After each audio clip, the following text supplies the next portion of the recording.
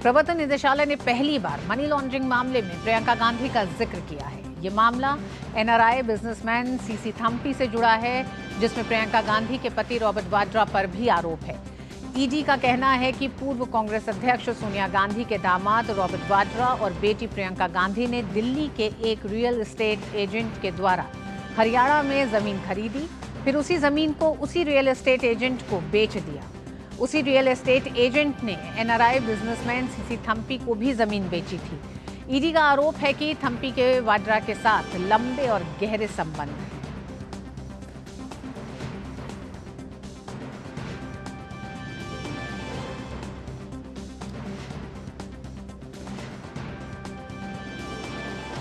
Money laundering मामले में प्रियंका गांधी का पहली बार ईडी ने अपनी चार्जशीट में जिक्र किया है और ये पूरा मामला हरियाणा की एक जमीन की खरीद के घोटाले को लेकर है। जिस तरह से जमीन खरीदी गई और फिर जमीन को बेचा गया। प्रवर्तन निदेशालय ने पहली बार मनी लॉन्ड्रिंग मामले में प्रियंका गांधी का जिक्र किया है। ये मामला एनआरआई बिजनेसमैन सीसी थम्पी से जुड़ा है, जिसमें प्रियंका गांधी के पति रॉबर्ट वाड्रा पर भी आरोप है।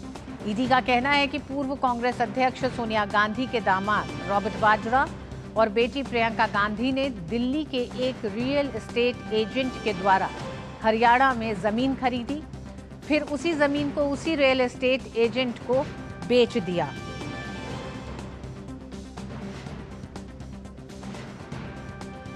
उसी रियल एस्टेट एजेंट ने एनआरआई बिजनेसमैन सीसी थम्पी को भी जमीन बेची थी। ईडी का आरोप है कि थम्पी के वाड्रा के साथ लंबे और गहरे संबंध हैं। तो मनी लॉन्ड्रिंग केस में क्या प्रियंका गांधी की मुश्किलें ईडी की चार्जशीट में पहली बार आए नाम के साथ बढ़ गई हैं? क्योंकि लगातार जिस तरह से ये पूरा मामला एक लंबे समय से चला आ रहा है। नीरज हमारे साथ हैं और अपडेट के साथ। नीरज, जिस तरह से मनी लॉन्ड्रिंग मामले में ईडी की चार्जशीट में पहली बार प्रियंका गांधी का नाम भी जुड़ गया है, प्रियंका गांधी की मुश्किलें बढ़ती दिखाई दे रही हैं। बिल्कुल मुश्किलें बढ़ती हुई प्रतीत हो रही हैं, क्योंकि जिस तरह का ये मामला है, आपको भी पता है कि फरीदाबाद में अलीपुर जो गांव है, वहां पर जो संपत्ति है प्रियंका गांधी ने खरीदी थी वो संपत्ति। और सबसे इंटरेस्टिंग पहलू ये है कि जिस रियल एस्टेट बिल्डर से ये संपत्ति खरीदी गई थी, उसी बिल्डर को ये संपत्ति वापस दे दी गई थी।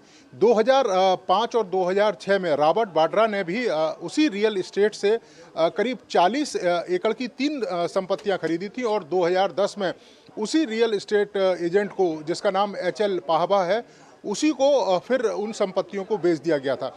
उसी तरीके से प्रियंका गांधी ने 2006 में उसी रियल एस्टेट से ये संपत्तियां खरीदी और फिर उसी को ये बेच दी। इंटरेस्टिंग पहलू ये है कि जो HL पाहबा रियल एस्टेट कारोबारी है, उसके जो संबंध हैं वो SS थम्पी से भी हैं और SS थम्पी रॉबर्ट वाड्रा के करीबी हैं। संजय भंडारी ने लंदन में जो संपत्तियां, जो कह सकते हैं कि अघोषित संपत्तियां थी, जिनके बारे में ये कहा जाता है कि वो रॉबर्ट वाड्रा की संपत्तियां हैं, वो SS जो थम्पी हैं उनसे उसके सीधे संबंध हैं। तो इस तरीके से ये पूरा मामला निकलकर सामने आया और पहली बार ईडी ने जो अपनी चार्जशीट फाइल की है उसमें रॉबर्ट वाड्रा के साथ साथ प्रियंका गांधी वाड्रा, उनका भी जिक्र किया है। तो निश्चित तौर पर प्रियंका गांधी की मुश्किलें आने वाले समय में बढ़ सकती हैं और ईडी ये पूछ सकती है कि आखिर उसी कारोबारी से आपने संपत्ति खरीदी और बाद में उसी कारोबारी को वो संपत्तियां बेच दी गई। हालांकि उसमें पैसे का जिक्र अभी सामने नहीं आया है, लेकिन आगे ईडी की जो कार्रवाई चलेगी और इसके अलावा जो दूसरे आरोप पत्र दायर होंगे, उसमें ये पता लग पाएगा कि जो संपत्तियां खरीदी गई थी और जो बेची गई थी, उनके बीच में कितने बड़े पैमाने पर पैसे का गैप था।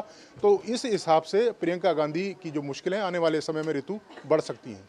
जी नीरज, ये पूरा मामला जिस तरह से तार जुड़ते दिखाई दे रहे हैं, रॉबर्ट वाड्रा, प्रियंका गांधी, बिजनेसमैन थम्पी, क्या यही जांच वहां पर भी जाती दिखाई दे रही है, जिसमें भारत से भागे हुए संजय भंडारी के साथ भी संबंध कहे जा रहे हैं 2016 में? और क्या आपको लगता है कि ये पूरा मामला एक लंबे समय से एक तरह से राजनीतिक पार्टियां ये कह रही हैं कि इसमें शामिल नहीं है, इसके ऊपर राजनीति हो रही है, इसके बावजूद भी एक लंबा इंतजार 2005 से करना पड़ा है? देखिए, बिल्कुल राजनीति अपनी अलग जगह पे है, लेकिन आप देखें कि जिस तरीके से ईडी इस पूरे मामले में जांच कर रही है और जो तथ्य निकलकर सामने आए हैं, खासतौर से संजय भंडारी का नाम सामने आया है। संजय भंडारी और रॉबर्ट वाड्रा और इसके अलावा थम्पी, इनके जो संबंध हैं वो नज़दीकी संबंध रहे हैं और इस रियल इस्टेट बिल्डर ने जो संपत्तियां इनको दी हैं उन्हीं से ये संपत्तियां वापस भी ली हैं। और थम्पी को भी इसी रियल इस्टेट ने जो कारोबारी है, जो थम्पी को उन्होंने जो संपत्तियां हैं उसको भी बेची थी। और ये कहा जाता है कि थम्पी ने फंडिंग करी थी, इन संपत्तियों से जो पैसा मिला था उसको लंदन में जो प्रॉपर्टियां खरीदी गई थी जिसको संजय भंडारी ने अघोषित तरीके से उन, या कह सकते हैं कि बेनामी जो प्रॉपर्टियां हैं जो लंदन में खरीदी गई थी। तो इन तीनों का जो लिंक है वो आपस में जुड़ता प्रतीत हो रहा है। अब पहली बार जो प्रियंका गांधी हैं उनका भी नाम चार्जशीट में आया है, क्योंकि प्रियंका गांधी ने भी इसी बिल्डर से एचएल पाहवा उससे ज़मीन खरीदी और फिर उसी बिल्डर को ज़मीन वापस की, जैसे रॉबर्ट वाड्रा ने ज़मीन खरीदकर उसी बिल्डर को वापस किया। तो इस लिहाज से प्रियंका गांधी का नाम पहली बार आना निश्चित तौर पर आने वाले समय में उनकी मुश्किलों को बढ़ाएगा। ऋतु, बहुत बहुत धन्यवाद नीरज पूरी जानकारी के लिए। और मिड डे प्राइम में